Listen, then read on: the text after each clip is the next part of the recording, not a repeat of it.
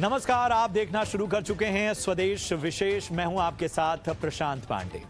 सूचना क्रांति में लोगों तक पहुंचने का सबसे आसान जरिया है मोबाइल, और भारत जैसे बड़े देश के लिए मोबाइल का तेजी से बढ़ता इस्तेमाल डिजिटाइजेशन के लक्ष्य को तो पूरा कर ही रहा है। साथ ही अब देश मोबाइल मैन्युफैक्चरिंग में फेवरेट बनता जा रहा है। यही नहीं, मोबाइल मेकिंग चीन जैसे देश को अब हम चुनौती दे रहे हैं मोबाइल मेकिंग के लिहाज से। एप्पल जैसी कंपनियां भारत में अपनी मैन्युफैक्चरिंग यूनिट का विस्तार करने की तैयारी में हैं। चीन से प्रोडक्शन यूनिट शिफ्ट करने के बारे में गंभीर मंथन चल रहा है, जिसमें दिग्गज कंपनियां शामिल हैं। टीवी स्क्रीन पर हम आपको कुछ आंकड़े भी दिखाएंगे। उनमें से एक है कि 2023 में भारत से लगभग $9 बिलियन का मोबाइल एक्सपोर्ट होगा, और ये आंकड़ा जो है वो एक उम्मीद का आंकड़ा है, और ये उम्मीद के आंकड़े वाकई भारत के लिए बेहतर हैं। साथ ही ये तस्दीक करते हैं कि मेक इन इंडिया मुहिम और पीएलआई का जो फायदा है, जो असर है, वो अब नजर आने लगा है। अवसर हैं तो चुनौतियां भी हैं। सबसे बड़ी चुनौती है स्किल्ड वर्क फोर्स की। कंपोनेंट्स को लेकर दूसरे देशों पर हमारी निर्भरता को जल्द से जल्द कैसे कम किया जाए, इसकी। हालांकि उस पर काम चल रहा है, मगर ये अभी शुरुआती दौर में है। बड़ी कंपनियां बड़ी उम्मीद से भारत को देख रही हैं, और उनका ये भरोसा मजबूत से मजबूतर बना रहे, इसके लिए पॉलिसी से लेकर इंफ्रास्ट्रक्चर हर पहलू पर जोर लगाना होगा। आज इन्हीं सब पहलुओं पर विस्तार से हम चर्चा करेंगे। हमारे साथ विशेष मेहमान जुड़ेंगे, मगर पहले ये खास रिपोर्ट देखिए।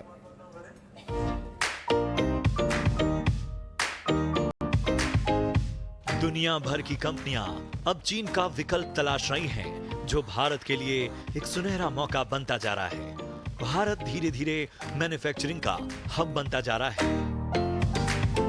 भारत न सिर्फ दुनिया का दूसरा सबसे बड़ा मोबाइल फोन उत्पादक है, बल्कि यहाँ कंजम्पशन भी बड़े पैमाने पर होता है। भारत को मैन्युफैक्चरिंग हब बनाने के लिए मोदी सरकार का फोकस मेक इन इंडिया और ईज ऑफ डूइंग बिजनेस पर रहा। कंपनियों को भी यहाँ डबल बेनिफिट मिलता है, क्योंकि डोमेस्टिक मार्केट बहुत बड़ा है। वित्त वर्ष 2020-21 में भारत ने 30 करोड़ मोबाइल फोन का निर्माण किया। 2014-15 में यह आंकड़ा महज 6 करोड़ था। इस तरह से इसमें 5 गुना उछाल दर्ज किया गया। यही नहीं, India cellular and electronic association यानी ICEA के आंकड़ों के मुताबिक भारत वित्त वर्ष 2023 में लगभग $9 बिलियन के मोबाइल फोन को एक्सपोर्ट करेगा, जो कि एक साल पहले $5.8 बिलियन से अधिक था। इस तेजी की वजह है एप्पल और सैमसंग जैसी कंपनियों का भारत के प्रति झुकाव, साथ ही सरकार की पीएलआई स्कीम का फायदा। स्मार्टफोन निर्माण के लिए 41,000 करोड़ रुपए की पीएलआई योजना 2020 में शुरू हुई, और इसका दायरा बढ़ता जा रहा है। इस स्कीम का कैसा असर हो रहा है, ये 2 आंकड़ों से साफ है। सबसे पहला तो ये कि स्कीम के तहत इस साल मार्च तक 2.34 लाख करोड़ रुपए के निवेश का वादा किया जा चुका है। वहीं इस निवेश से अगले 5 साल में 64 लाख लोगों को नौकरियां मिलने की उम्मीद है। कुल मिलाकर ये दौर भारत के मोबाइल निर्माण की नई उड़ान का तो है, लेकिन संभावनाओं से भरे संसार में चुनौतियां कम नहीं हैं। ब्यूरो रिपोर्ट, ET नाउ स्वदेश।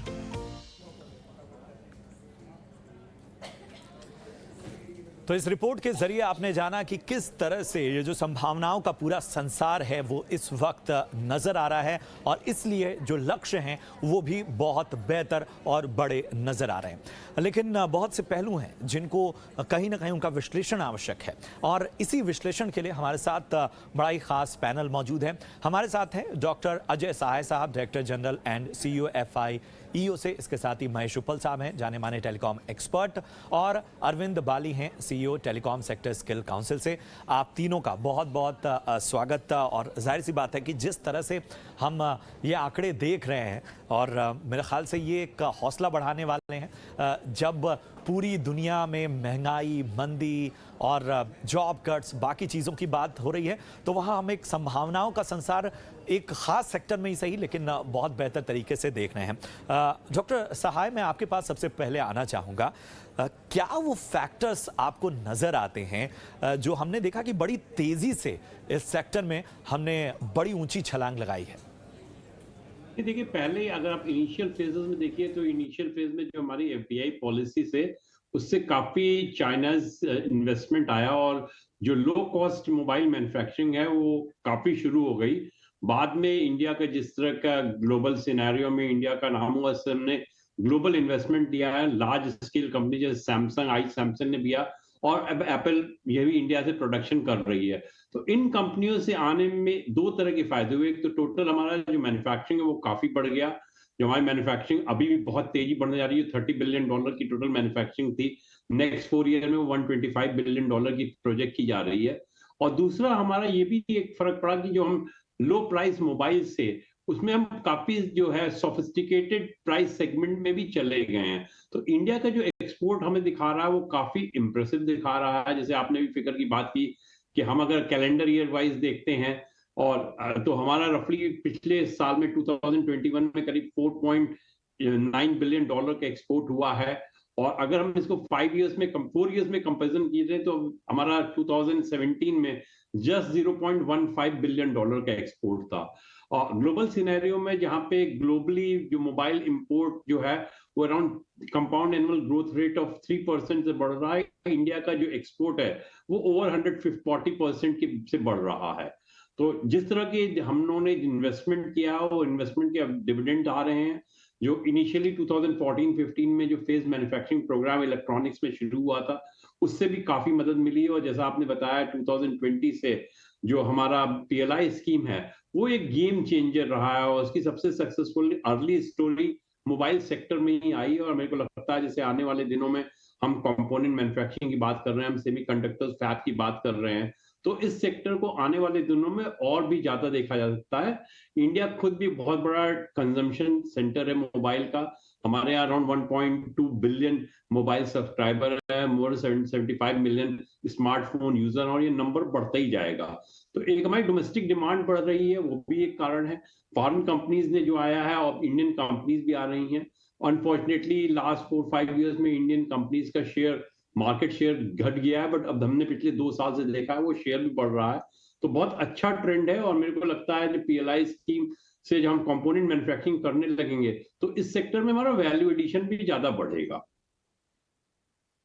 बिल्कुल, बहुत अहम बात आपने कही है कि ट्रेंड्स अच्छे हैं, और जाहिर सी बात है कि ये जो ट्रेंड्स हैं वो और ज़्यादा मजबूत से मजबूतर नज़र आएँ, इस पर फोकस करना होगा। और कंपोनेंट मैन्युफैक्चरिंग की जो बात हो रही है उस पर जो एक निर्भरता के बार बार सवाल उठते हैं, उसको कहीं ना कहीं हमें उस पर बहुत जोर लगाना होगा। महेश शुक्ल साहब, मैं आपके पास आना चाहूँगा।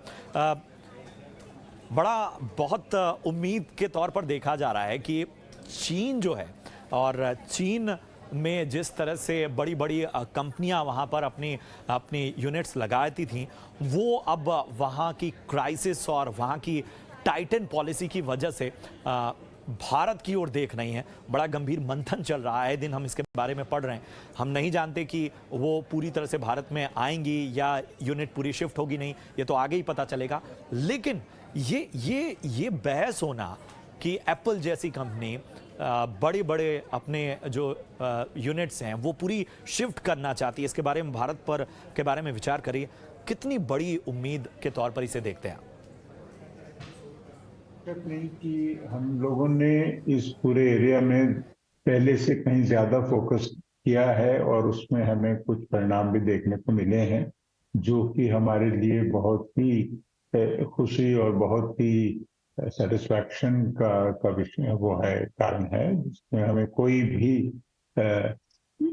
हमें ये जो हमारी उपलब्धियां हैं उनको किसी भी तरीके से अंडर एस्टिमेट नहीं करना चाहिए, पर हमें इनको ओवर एस्टिमेट भी मैं मानता हूं नहीं करना चाहिए। क्योंकि ये जो चुनौती है हमारे पास इलेक्ट्रॉनिक्स इंपोर्ट एक्सपोर्ट की, ये कोई बहुत बड़ी चुनौती है। क्योंकि हमारे जो ये एक्सपोर्ट जो हम बात करते हैं, यदि हम इनको अपने इंपोर्ट्स के साथ कंपेयर करेंगे तो हमें उस प्रॉब्लम का पूरा जो साइज है वो समझ आने लगेगा। और आज की डेट में हमारे जो भी एक्सपोर्ट्स हैं, और उसमें कोई शक नहीं है कि वो बहुत इम्प्रेसिव हैं, और वो एक खास कारण है उनका, क्योंकि वो पीएलआई जो भारत की जो सब्सिडी स्कीम बनी है वो काफी सफल रही है, और उसके लिए भी हमें खुश होना चाहिए। पर हमें ये भी देखना है कि हमारे सामने चुनौती कितनी बड़ी है। और आज की डेट में भारत का जो सबसे बड़ा इंपोर्ट आइटम है वो इलेक्ट्रॉनिक्स है। पेट्रोलियम के बाद दूसरा जो सबसे बड़ा इंपोर्ट आइटम है हमारे देश के लिए और जो देश की निर्भरता बढ़ाता है वो है इलेक्ट्रॉनिक्स इंपोर्ट। तो इसलिए हमें दोनों चीजों को ध्यान में रखना चाहिए। और एक चीज और भी हमें ध्यान रखनी चाहिए कि हम इस बहाव में बह ना जाएं, क्योंकि ये जो चीन से जो एग्जिट हो रहा है, जिसके कारण आपने ठीक से बताए हैं, क्योंकि वहां पर एक और मंथन चल रहा है और लोग और भारत विश्व में भी जियो पॉलिटिक्स की वजह से भी काफी रिव्यू और रीथिंकिंग चल रहा है, पर उसके जो सबसे बड़े बेनिफिशियरीज हैं वो है वियतनाम, ना कि भारत। तो हमें ये भी देखना है कि हम एक छोटे देश हमारे देश के मुकाबले में उससे भी हम इतने ठीक से मुकाबला नहीं कर पाए इन इन्वेस्टमेंट्स को अट्रैक्ट करने में। तो हमें एक तरफ ये खुशी होनी चाहिए कि हमारी उपलब्धियां बढ़ रही हैं, पर हमें दूसरी तरफ से अपना जो टारगेट है उससे नजर नहीं हटाना। अहम बात की क्रिटिकल होना पड़ेगा खुद की, कहीं ना कहीं हमें काफ़ी हद तक आलोचना भी करनी पड़ेगी। वियतनाम का बहुत ही बेहतर आपने उदाहरण दिया और जाहिर सी बात है भारत अपने कंज्यूमर बेस को बहुत बड़ा आधार बना सकता है और उस आधार पर जो बात कही जा रही है कि इन्वेस्टमेंट खींचने की, उसमें कहीं ना कहीं हमें पूरा जोर लगाना होगा। अरविंद बाली साहब, मैं आपके पास आना चाहूँगा और इस पूरी चर्चा में बार बार सवाल ये उठता है कि जब इस तरह की शिफ्टिंग होती है तो सबसे पहले प्रश्न उठता है स्किल्ड वर्क फोर्स का। और चीन या वियतनाम जिस तरह से एक कह सकते हैं कि किफ़ायती आपको वर्कफोर्स दे रहे हैं, स्किल्ड, उसके साथ स्किल्ड वर्कफोर्स दे रहे हैं, क्या उस पैमाने पर भारत खुद को तैयार कर पा रहा है, उस डिमांड को पूरी करने की हालत में है? हम लोग 3 मिनिस्ट्रियां इस पे काम कर रही हैं। एक तो ministry of skill development entrepreneurship और डिपार्टमेंट ऑफ टेलीकॉम, माईटी। और सबसे ज्यादा मैंने जो पिछले 1-1.5 साल में फोकस देखा है वो स्किल डेवलपमेंट के ऊपर देखा है, चाहे वो 5G स्किलिंग से लेके है या फिर जो PLI स्कीम में जो कंपनीज आई है उनकी मैन्युफैक्चरिंग से रिलेटेड है। सैटरडे को हमारे जो मिनिस्टर हैं, मिस्टर अश्विनी वैष्णव साहब, उन्होंने पूरी 4 घंटे की एक मीटिंग ली, PLI कंपनीज को बुलाया। वो टेलीकॉम गियर मैन्युफैक्चरिंग में जो PLI स्कीम है उसके लिए किया, बट वैसी ही मीटिंग बाकी सब सेक्टर्स की भी हुई है। उसमें उन्होंने स्किल काउंसिल हमको भी बुलाया और एक बहुत बड़ा एजेंडा ये लेकर चल रहे हैं कि ये सब हम जो काम कर रहे हैं इसमें क्या क्या चीजें हैं जो कि एक एलिमेंट बनते हैं सक्सेस के। तो एक तो जो है बॉटल नेकिंग, जो भी इश्यूज कस्टम के हैं या ट्रांसपोर्टेशन से रिलेटेड है, वो सब चीजें हैं। लेकिन एक बहुत बड़ा जो मुद्दा रहता है वो स्किल्ड मैन पावर की अवेलेबिलिटी का है। तो उसके लिए हम लोग प्रोएक्टिवली काफी काम कर रहे हैं। हमारे जो सारे के सारे जो QPs हैं, क्वालिफिकेशन पैक जिसको बोलते हैं, वो सारे के सारे बिल्कुल लेटेस्ट वो चल रहे हैं। जहां तक आपका ये कि हमारी जो मैन पावर है वो इंटरनेशनल लेवल पे कैसी है, तो चाइना के कंपैरिजन में तो हम शायद अभी 1/3 पे ही रह गए हैं। बहुत सस्ती है अभी भी हमारी मैन पावर। और वियतनाम ठीक है थोड़ा सा हमसे कम है, लेकिन इंडिया का एक अपना एक बहुत बड़ा एडवांटेज है, क्योंकि आज की डेट में चाहे वो हैंडसेट हो या फिर इलेक्ट्रॉनिक के कोई भी और गियर्स हो या कुछ भी हो, उसमें सिर्फ हार्डवेयर का ही रोल नहीं है, एक सॉफ्टवेयर का बहुत बड़ा रोल है। और हम इंडिया में सबसे अच्छी स्किल्ड मैन पावर हमारे पास सॉफ्टवेयर के ऊपर है। अभी आगे चल के जैसे अब इंडस्ट्री 4.0 के ऊपर बात हो रही है, तो उसमें इंडिया ऑलरेडी बहुत एडवांस है, क्योंकि हमारे पास सारे ये जो मशीन लर्निंग और इन सब के प्रोग्राम्स हैं। तो मेरा ऐसा मानना है कि स्किलिंग से रिलेटेड कोई भी चैलेंज नहीं है, क्योंकि फॉर्चुनेटली एक और बहुत अच्छी बात है कि हमारे minister of state Rajeev Chandrasekhar, और वही हमारे मिनिस्टर है ऑफ स्टेट स्किलिंग के लिए है। तो जहां तक ये फोकस जो स्किल मैन पावर के लिए है, मेरे ख्याल शायद उनसे ज्यादा इसके ऊपर कोई और काम नहीं कर रहा है। वो मेरे ख्याल दोनों चीजों को बहुत ध्यान से देख रहे हैं और ये हमारी हमेशा कोशिश है कि इंडस्ट्री को हम प्रोएक्टिवली सप्लाई करें। उस दिन सैटरडे को हमने 42 कंपनियों के साथ मीटिंग की, उन सबसे उनकी डिमांड, उनका सब कुछ पूछा है और हम हर एक कंपनी को उनकी रिक्वायरमेंट पूरी तरह से सेटिस्फाई कर रहे हैं। बाकी ये है कि यस, जैसे जैसे डिमांड बढ़ती जा रही है हम अपना ट्रेनिंग का बजट बढ़ाते जा रहे हैं, ट्रेनिंग के एफर्ट बढ़ाते जा रहे हैं और ट्रेनिंग का लेवल ऊपर लेके जा रहे हैं, क्योंकि एक और भी जो सोच आ रही है वो ये आ रही है कि हमें इस लेवल पे नहीं लेके आना चाहिए। जैसे मिस्टर उपल ने बोला कि कॉम्प्लिसेंट नहीं होना है ये छोटी छोटी सक्सेस देख के, हमें 4-5 सालों में तो बहुत ऊपर लेके जाना है कंट्री को। जो जैसे कंट्री का जो टोटल मैन्युफैक्चरिंग इलेक्ट्रॉनिक की है 2026 में हम $300 बिलियन की बात कर रहे हैं, यही 30 तक जाके 500 बिलियन की बात हो रही है। तो उसके लिए सारा कुछ, सारी सिस्टम परफेक्ट होना एक बहुत बड़ी रिक्वायरमेंट है, जिसके लिए हम सब लोग काम कर रहे हैं। और स्किल पे तो डेफिनेटली बहुत ज्यादा फोकस है। मैंने अपने 40 साल के वर्क करियर में इतना फोकस स्किल्ड मैन पावर के लिए और ट्रेनिंग के लिए कभी भी नहीं देखा। बिल्कुल सर, और मैं आऊँगा आपके पास इसके बारे में और थोड़ी मालूमात करने हैं, क्योंकि हम ये जो शो कर रहे हैं उसमें दर्शक भी जुड़े हैं। जब स्किल और वर्कफोर्स की बात आती है तो सीधा टैलेंट से जुड़ा मामला है। तो ज़रा देखें कि किस तरह से, अगर हम इतना बड़ा विजन लेके चल रहे हैं तो हमारा यूथ अपने आप को किस तरह से तैयार करे, कहाँ कहाँ देखे, इस पे भी आपसे मैं चर्चा करूँगा। डॉक्टर साहब, मैं आपके पास आना चाहूँगा। बहुत सीधा सवाल मेरा कि आने वाले वक्त में 5G और एक टेक्नोलॉजी के जो लेवल अप होने की बात की जा रही है, उसमें क्या भारत की क्षमता फिलहाल जिस तरह की है उसमें चीन को मात देने के लिए हमने अपने जो स्टॉक्स हैं वो पुल अप कर लिए हैं, या अभी रेस जो है उसमें मार्जिन ज़्यादा है? एज ऑफ नाउ हम second largest manufacturer mobile sector में हैं, और जिस तरह की ग्रोथ हमारी चल रही है वो कुछ साल में हम चीन के आगे निकल जाएंगे। हमें ये भी ध्यान रखना चाहिए कि इंडिया बहुत एक यंग कंट्री है, जहाँ पे परचेजिंग पावर लोगों के पास है, कंजम्पशन बढ़ रहा है, और डिमांड, हमारी डोमेस्टिक डिमांड भी काफी वाइब्रेंट रहेगी। जिस तरह परचेजिंग पावर बढ़ रहा है, न्यू मॉडल्स आएंगे, न्यू मॉडल्स की, सो हम एक खुद बहुत बड़ी एक मार्केट है।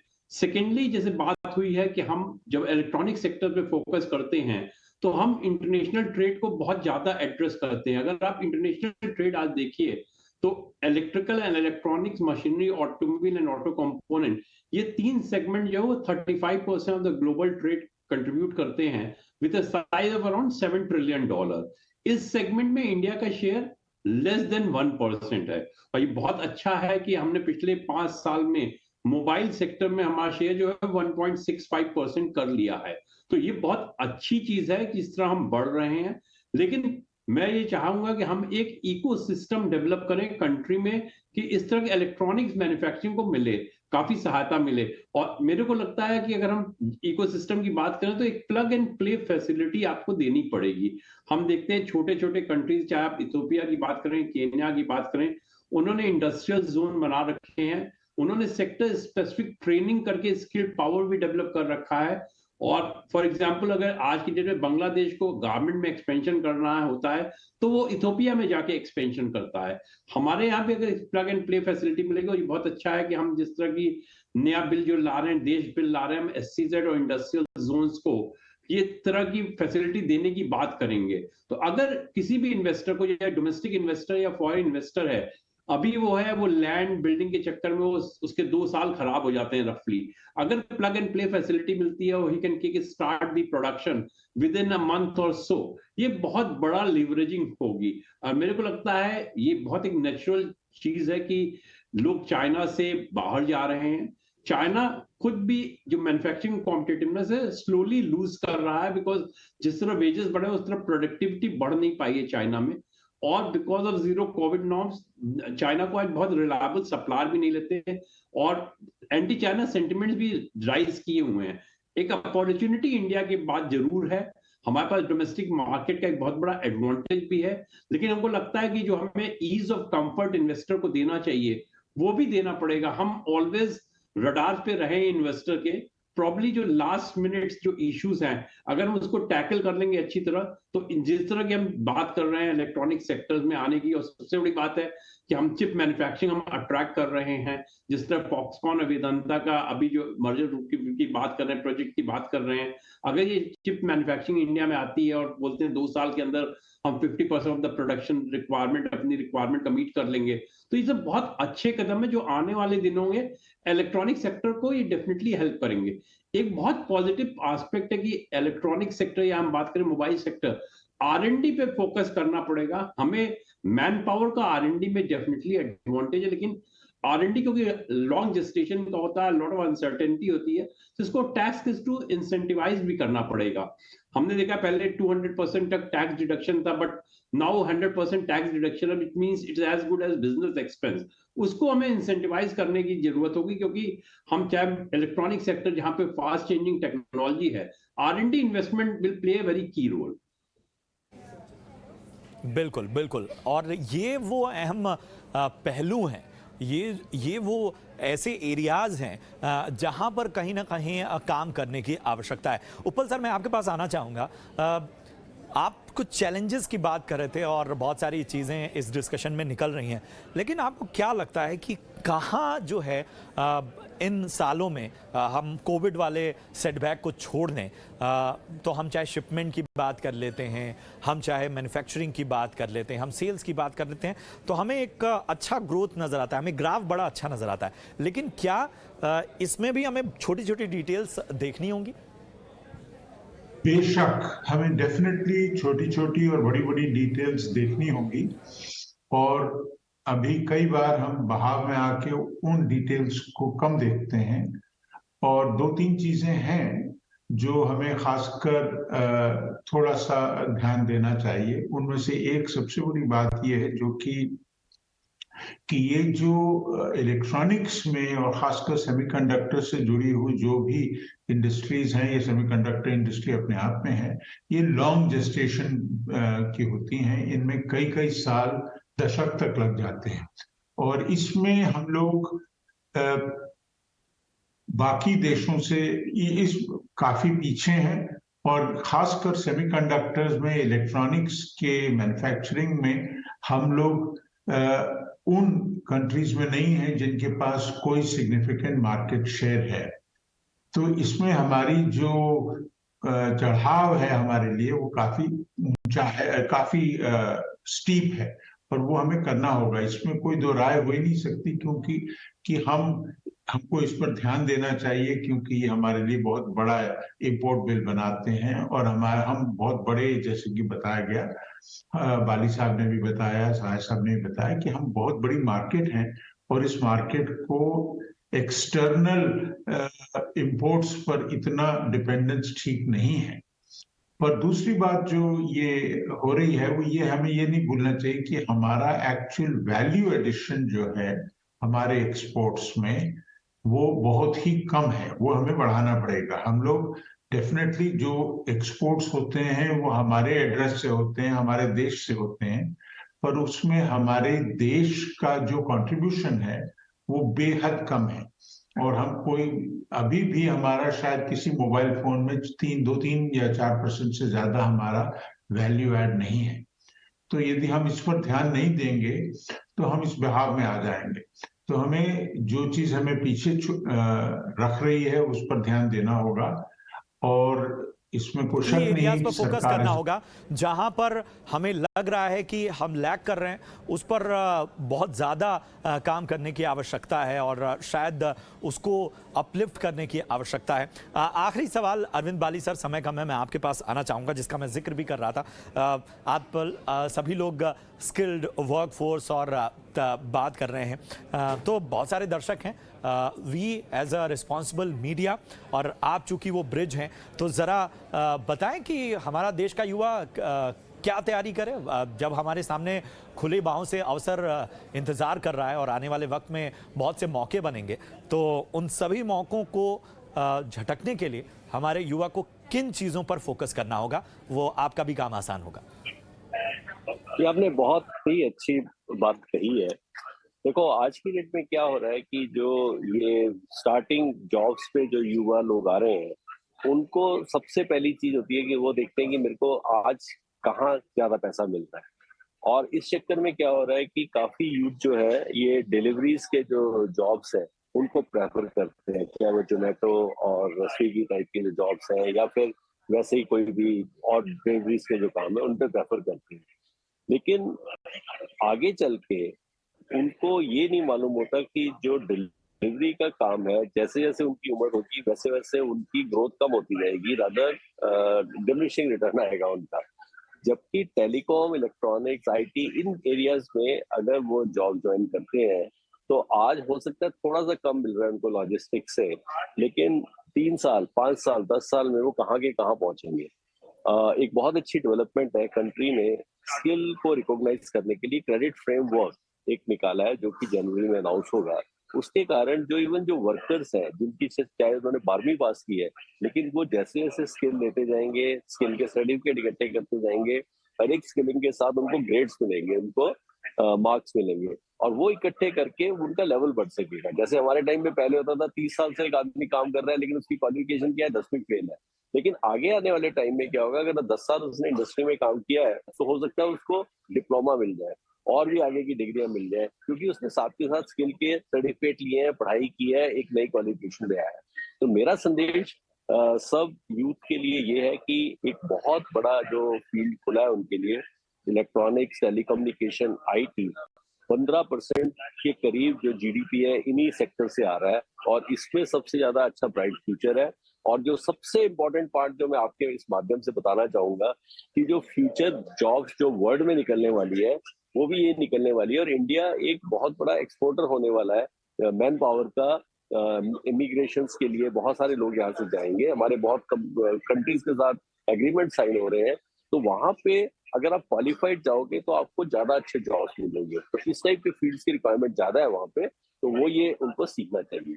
मेरा ऐसा मानना है कि ये एक बहुत अच्छा प्लेटफॉर्म है, जिसके थ्रू उनको IT, इलेक्ट्रॉनिक्स, टेलीकम्युनिकेशन की स्किलिंग लेनी चाहिए। कंट्री में ऑलरेडी 1000 से ज्यादा ट्रेनिंग बिल्कुल, सेंटर्स और चल रहे हैं। शायद आज के शो का इससे अच्छा निचोड़ कुछ हो ही नहीं सकता। हमने पॉजिटिविटी की बात की, हम क्रिटिकल भी हुए, और हमने संभावनाओं के उस संसार की भी बात की जो खुली बाहों से इस वक्त तैयार है और बहुत सारे मौके आपके लिए लेकर आ रहा है। समय कम है, बहुत ही शानदार चर्चा रही। बहुत बहुत शुक्रिया वाली सर, उपल सर, और उसके साथ ही सहाय सर, डॉक्टर सहाय, आप सभी का बहुत बहुत शुक्रिया। बहुत ही शानदार विश्लेषण, हर पहलू पर बातचीत की। उम्मीद है कि हमारे दर्शकों को भी ये शो पसंद आया हो। फिलहाल पूरी टीम को दीजिए इजाजत, आप देखते रहिए ET Now स्वदेश। नमस्कार।